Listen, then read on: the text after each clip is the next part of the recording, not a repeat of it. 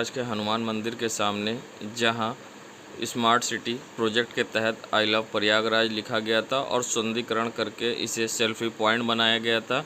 जहां smart city Prayagraj limited द्वारा यहां पर फाउंटेन लगाए गए थे और आकर्षित करने वाली लाइट, जहां पर लोग खड़े होकर सेल्फी खींचते थे। मगर आज यहां की लाइटें बंद पड़ी है और जो सेल्फी पॉइंट पर चलने वाले फाउंटेन थे वो भी अब शोपीस बने हुए हैं। वहीं यहां पर आने वाले लोगों की तादाद कम दिखी, मगर कुछ लोग यहां फिर भी खड़े थे। जब यहां के लोगों से पूछा गया तो उनका कहना था कि पहले लाइट जलती थी और फाउंटेन भी चलते थे, मगर कुछ दिनों से बंद पड़े हैं और इसकी शायद किसी को फिक्र भी नहीं है। जहां जिम्मेदारों द्वारा लापरवाही के कारण बंद पड़ी लाइट और फाउंटेन। कुछ नहीं, लाइटिंग का है, पहले जल रहा था लाइट जो है, अभी 2 दिन से नहीं जल रहा है लाइट यहाँ। तो फाउंटेन वगैरह सब बंद है? हाँ सब बंद है, क्योंकि आप सामने। क्या नाम है आपका? शिवा। संगम नगरी प्रयागराज। एंजाइटी में किस तरह की समस्या होती है और एंजाइटी कितने प्रकार की होती है और किस तरह से एंजाइटी बेहतर होती है और किस तरह से नुकसानदेह, ऐसे में क्या कुछ कहना है मनोचिकित्सक डॉक्टर ईशानिया राज का, आइए सुनाते हैं आपको। आज हम बात करेंगे एंजाइटी डिसऑर्डर और उसके मैनेजमेंट के बारे में। एंजाइटी वर्ड जब भी आता है हमें पता है कि ये एक निगेटिविटी हमारे अंदर लेकर के आता है। हम एंशियस कब होते हैं या हम एंजाइटी में कब होते हैं? चूँकि थोड़ी बहुत एंजाइटी तो सबके अंदर होना ही है। जैसे आप अगर यहाँ पे बैठे हैं और आपका कहीं पे दुकान है और आप ये चिंता कर रहे हैं कि उस दुकान में कहीं से कुछ चोरी ना हो जाए या उस दुकान की कोई देखभाल कर रहा है या नहीं कर रहा है, तो ये थोड़ा बहुत एंजाइटी जो है वो सही है, मतलब होना चाहिए। तभी हम उसको लेकर के जो और भी प्रिकॉशनरी मेजर्स हैं उसको फॉलो कर सकते हैं।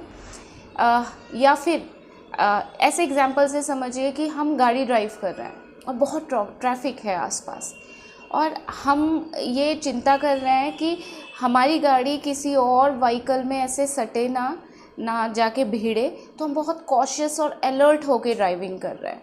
तो कहीं ना कहीं यहाँ भी एंजाइटी है, बट ये वाली जो एंजाइटी है ना, ये प्रोडक्टिव एंजाइटी है जो कि हमें मोटिवेट करती है कॉशियस और अलर्ट ड्राइविंग के लिए।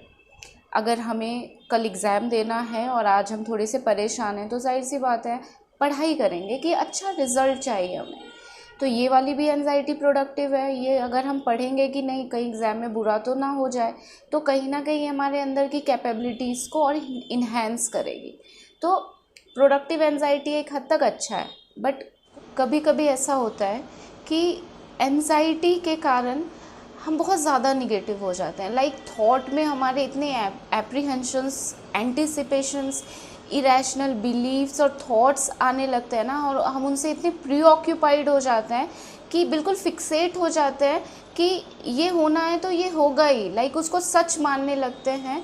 और क्या होता है कि उससे एसोसिएटेड फिर हमारे जो फिजियोलॉजिकल चेंजेस हैं हम उनको महसूस करने लगते हैं, जिसका बहुत ही अच्छा एग्जांपल पैनिक अटैक है। कभी कभी आपने देखा है एपिसोडिकली आपके हार्ट बीट कई बार इंक्रीज़ कर जाते हैं, ब्रीदिंग रेट में डिफ़िकल्टी होने लगती है और ऐसा लगता है कि चोकिंग सेंसेशंस हो रहे हैं, या कभी कभी प्रेजेंटेशन देने के पहले आप देखेंगे फ्रीक्वेंट यूरिनेशन हो रहा है, पेट में अजीब सी गुदगुदी का अनुभव हो रहा है। ये सब एंजाइटी के फिजियोलॉजिकल चेंजेस होते हैं। इसलिए आपको समझना है कि जो ये फिक्सेशन हो जा रहा है नेगेटिविटी को लेकर के बहुत ज़्यादा, वो ऑटोमेटिकली हमारे फिजियोलॉजी को भी अफेक्ट कर रहे हैं।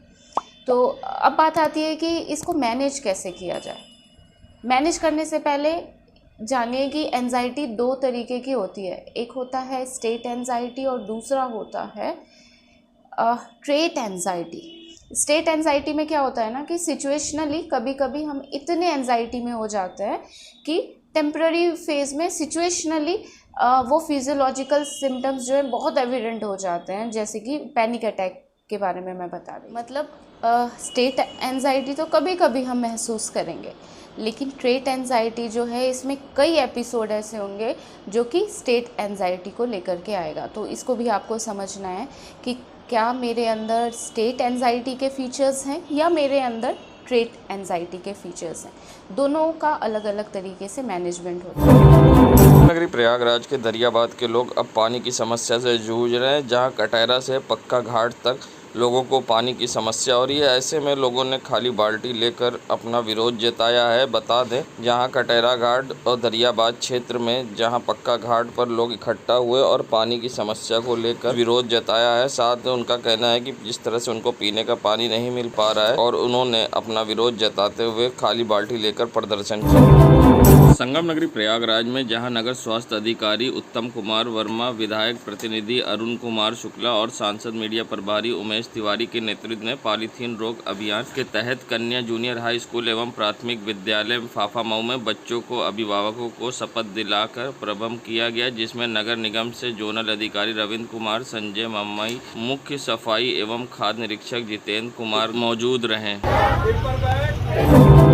संगम नगरी प्रयागराज की करेली की सड़कों का नज़ारा है, जहां पर बालू से लदे डंपर किस तरह से आप देख सकते हैं सड़कों पर दौड़ रहे हैं और गाड़ी का नंबर भी गायब है और बिना नंबर प्लेट की गाड़ियों से बालू लाद कर ले जाया जा रहा है और खुलेआम अवैध खनन किया जा रहा है, जिससे लाखों रुपए का चूना सरकार को लगाया जा रहा है। जहां एक तरफ खनन पर रोक है, उसके बावजूद करेली की सड़कों पर बालू से लदे ट्रक दौड़ रहे हैं और जिम्मेदार और स्थानीय पुलिस बनी अनजान। संगम नगरी प्रयागराज जहां हिंदू जागरण मंच ने नुपुर शर्मा के समर्थन में और इस्लाम जिहाद के विरोध में आज प्रदर्शन किया है। जिलाधिकारी कार्यालय पर पहुंचकर हिंदू जागरण मंच ने नुपुर शर्मा के समर्थन में उदयपुर की घटना के खिलाफ विरोध प्रदर्शन करते हुए इस्लाम जिहाद का पुतला जलाया है। साथ ही उन्होंने कई मांग भी की है। क्या कुछ कहा है यहाँ कार्यकर्ताओं ने पुतला जलाते हुए अपना विरोध दर्ज कराते हुए, आइए सुनाते हैं आपको। कार्यक्रम था ये हिंदू जागरण मंच के द्वारा उदयपुर की घटना के रोष में किया गया है। पूरे शहर में उस घटना को लेकर भारी रोष है। जिस ढंग से जिहादियों ने कन्हैया लाल के गर्दन पे वार किया, वो सिर्फ गर्दन कन्हैया लाल का नहीं था, वो गर्दन भारत माता की गर्दन पे वार किया गया है। जिस ढंग से वीडियो बनाई गई है वो इतनी बर्बरतापूर्ण है, वो इतनी निशंसतापूर्ण है कि उसकी जितनी भी आलोचना की जाए वो कम है। हमें यह सोचना पड़ेगा कि इस देश में संविधान चलेगा कि कुरान चलेगा। स्पष्ट एक लाइन का क्वेश्चन है कि इस देश में संविधान की यात्रा होगी कि कुरान की यात्रा होगी। अगर कुरान मानने वाले इस तरह से कुरान और शरीयत के मानने वाले लोग बर्बरतापूर्ण कार्य और हत्या करेंगे तो हिंदू समाज इसको बर्दाश्त नहीं करेगा। आज किसका पुतला फूंका आपने? आज हमने इस्लामिक जिहाद, इस्लामिक बर्बरता और जो धर्म इस्लामिक आतंकवाद के नाम पे जो हिंसा किया जा रहा है उसका हमने पुतला फूंका। हम लोगों ने कल जो उदयपुर में इस्लामिक बर्बरता का उदाहरण पेश किया गया और कन्हैया की गला रेत कर हत्या की गई, उसके खिलाफ हम लोगों ने अपनी प्रतिक्रिया जाहिर किया और ये संदेश देना चाह रहे हैं कि यह देश संविधान से चलेगा, यह देश तुम्हारे शरीयत के कानून से नहीं चलेगा। और अगर तुम्हें शरीयत प्यारा है तो किसी अन्य देश को चुन लो जहां शरीयत का कानून लागू है। हमारा देश, हमारा कानून हमें प्यारा है। एसएसपी प्रयागराज के आदेश के बावजूद जहां हिंदू जागरण मंच व बीजेपी कार्यकर्ताओं ने जलाया पुतला, किया विरोध। जहां एसएसपी प्रयागराज ने कहा था कि कोई भी पुतला जलाकर सड़कों पर विरोध प्रदर्शन कर हिंसा नहीं भड़काएगा और लोगों को उत्तेजित नहीं करेगा, उसके बावजूद जलाया गया पुतला। अब देखना है इस पर किस तरह की कार्रवाई होगी। आइए सुनाते हैं एसएसपी प्रयागराज ने क्या कहा था। एक चीज़ और बताना है, यदि किसी को विरोध दर्ज कराना है या अभिव्यक्ति देना है तो आपको बताना चाहेंगे हमारे संविधान ने हमको अभिव्यक्ति की स्वतंत्रता दी है, लेकिन कभी भी भीड़ लगाने, अनावश्यक पुतला दहन करने, पब्लिक का आक्रोश भड़काने की स्वतंत्रता कतई नहीं दी है। इसलिए सभी से गुजारिश है कि यदि आपको कोई बात कहनी है, कोई अभिव्यक्ति करनी है या अपना विरोध दर्ज कराना है तो संवैधानिक तरीकों का पालन करें। मिसाल के तौर पे 5 लोग या 10 लोग एक अच्छा सा ज्ञापन लिखते हुए उस ज्ञापन को अपने इलाके के एसडीएम को, ज़िले के ज़िलाधिकारी को, एसएसपी को उनके कार्यालय में आकर दे सकते हैं। यह तरीका ठीक रहेगा।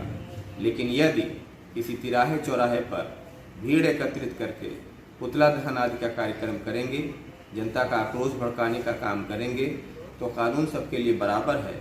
कानून की वही धाराएं आप पर भी लागू की जाएंगी।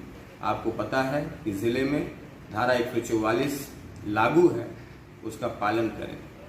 किसी माहौल बिगाड़ने में जो साजिश रचेगा या साजिश को फैलाएगा यह भीड़ एकत्रित करेगा या अनावश्यक रूप से पुतला दहन करके आक्रोश पैदा करेगा और कानून को हाथ में लेगा, अदालत और संविधान पर भरोसा नहीं करेगा, उस पर भारतीय दंड विधान और इंफॉर्मेशन टेक्नोलॉजी एक्ट की सुसंगत गंभीर धाराओं में मुकदमा दर्ज करके कठोर कार्रवाई की जाएगी। नगरी प्रयागराज के खुशरू बाग का वीडियो सोशल मीडिया पर तेजी से वायरल हो रहा है, जहां कुछ युवक इकट्ठा होकर गांजा पी रहे हैं और खुलेआम हवा में धुआं उड़ा रहे हैं, मानो इनके अंदर पुलिस का खौफ ही ना हो। पर्यटन विभाग द्वारा एक तरफ लाखों रुपए खर्च करके इसे संवारा सजाया जा रहा है और दूसरी तरफ यहां पर्यटन में घूमने आए हुए लोगों को परेशानी होती है और यहाँ कुछ युवक इकट्ठा होकर अक्सर गांजा पीते हैं और वीडियो अब सोशल मीडिया पर हो रहा वायरल, खुलेआम युवक पी रहे हैं। संगम नगरी प्रयागराज, जहां प्रयागराज में कई दिनों की भीषण गर्मी के बाद मौसम हुआ सुहाना, जहां आज सुबह से ही बादल छाए हुए हैं, जहां अगल बगल के जनपदों में बारिश होने के कारण सुबह से ही प्रयागराज में मौसम में बादल छाए हैं और धूप की जगह बदली है। ऐसे में लोगों को ठंडी हवाओं के साथ राहत मिली है और लोग सड़क पर घूमते दिखाई दिए हैं। कई दिनों की गर्मी के बाद जहाँ लोग सड़कों पर घूमते दिखाई दिए तो लोगों को गर्मी से अब राहत मिली है। ऐसे में लोगों का क्या कुछ कहना है, आइए सुनाते हैं हम आपको क्या कहना है जनता का।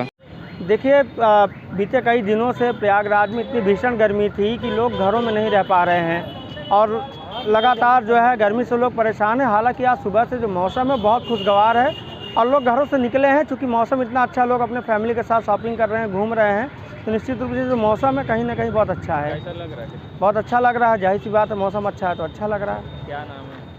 ऋतिक। संगम नगरी प्रयागराज के जिला न्यायालय का नज़ारा है, जहां योगी सरकार में गड्ढा मुक्त सड़कों की बात कही गई थी, मगर स्मार्ट सिटी के दावे होते हैं, मगर ये हालात बस से बदतर हैं। और आप देख सकते हैं जहां फैमिली कोर्ट के सामने किस तरह से यहाँ पर गड्ढे हैं और जल भराव हल्की सी बारिश के बाद हुआ, जिससे आने जाने में अधिवक्ताओं को परेशानी का सामना करना पड़ता है और कई बार लोग दुर्घटनाग्रस्त होते हैं। आप देख सकते हैं जिला न्यायालय की सड़कों का हाल है, जहाँ पर जिला अधिकारी आवास बगल में है और कार्यालय भी, उसके बावजूद यहाँ की सड़कों के हाल गांव से ही बदतर हैं और जिम्मेदारों की लापरवाही आई सामने। आने जाने वाले लोग होते परेशान। आज तक जिला न्यायालय की भी सड़कें नहीं हुई गड्ढा मुक्त। बरसात की वजह से ये गड्ढा भरा हुआ है, जिससे आवागमन में दिक्कत हो रही है और इसको मरम्मत के कार्य चल रहा है। अब देखिए कब तक होता है। परिचय शिवाकांत सरोज। नगरी प्रयागराज, जहां टमाटर के लाल होने से लोगों की रसोई का स्वाद बिगड़ गया है। ऐसे में लोगों को महंगा टमाटर खरीदना पड़ रहा था। जहां टमाटर के दाम 80 रुपये किलो तक थे, वहीं अब टमाटर का दाम कम होकर 60 रुपये किलो हुआ है, जिससे थोड़ी सी लोगों को राहत तो मिली है, मगर बिक्री सब्ज़ी की अभी भी कम है, क्योंकि सब्ज़ी के दाम महंगे हैं। चाहे वो भिंडी हो, चाहे वो नेनुआ हो, सभी के दाम चढ़े हुए। ऐसे में क्या कुछ कहना है सब्जी व्यापारियों का, आइए सुनाते हैं आपको। तो बहुत है टमाटर, अब आज तो थोड़ा सा माल ज़्यादा आने की वजह से 60 रुपये किलो अब बिक रहा है फुटकर आज। बिजनेस पे तो असर क्या, बस मतलब सब्ज़ी भी थोड़ा महंगी है, पालक भी महंगी हो गई है और नेनुआ भी महंगा हो गया है। पहले नेनुआ पहले तो काफ़ी फ़र्क, पहले 10-20 का 1.5 किलो बिकता था, 20 रुपये किलो बिक रहा है। भिंडी 30 रुपये है, 25 रुपये है। अब पहले से बढ़ गया काफ़ी। अंसार अहमद खान। संगम नगरी प्रयागराज, जहां राजस्थान में हुई घटना का असर अब बाज़ारों में दिखने को मिल रहा है, जहां बाज़ारों में सन्नाटा पसरा है और लोग डर के मारे कम निकल रहे हैं। ऐसे में दुकानदारों को भी परेशानी का सामना करना पड़ रहा है। दुकानदारों का कहना है कि लोग डर के मारे घर से कम निकल रहे हैं, जिससे बिक्री भी नहीं हो रही और सुबह से शाम तक लोग सन्नाटे में बैठे रहते हैं। वहीं पुराने शहर के चौक बाज़ार की सड़कों पर भी सन्नाटा देखने को मिला। जिन सड़कों पर पैर रखने की जगह नहीं होती थी, वहां आज सन्नाटा पसरा दिखा, चाहे वो बजाजा पट्टी हो या फिर चर्च रोड या लोकनाथ की तरफ, हर तरफ सन्नाटा ही था। ऐसे में गढ़ी सराय में भी दुकानदारों को सन्नाटे में बैठे देखा गया, जहां लोगों की भीड़ होती थी। ऐसे में क्या कुछ कहना है पूरे मामले पर दुकानदारों का, किस तरह से सन्नाटे का सामना करना पड़ा, क्या परेशानियां हैं, आइए सुनाते हैं क्या कहना है इस पूरे मामले पर दुकानदार का। असल बात भाई साहब ऐसा है ना, कस्टमर इसलिए और निकल नहीं रहा है, जो राजस्थान में थोड़ा बवाल वगैरह हुआ है, जिसकी वजह से और डर के मारे कस्टमर निकल नहीं रहा, दुकानदारी हो नहीं रही है, स्टाफ का खर्चा भी निकलना बहुत भारी हो गया है। यहाँ तक कि आप ये समझ लीजिए कि दुकानदारी की ये कंडीशन है, कस्टमर दुकान पे चढ़ ही नहीं पा रहा है। परेशानी का सामना करना पड़ा? अरे बहुत परेशानी, क्या बताया जाए भाई साहब। क्या नाम है आपका? मेरा नाम छोटे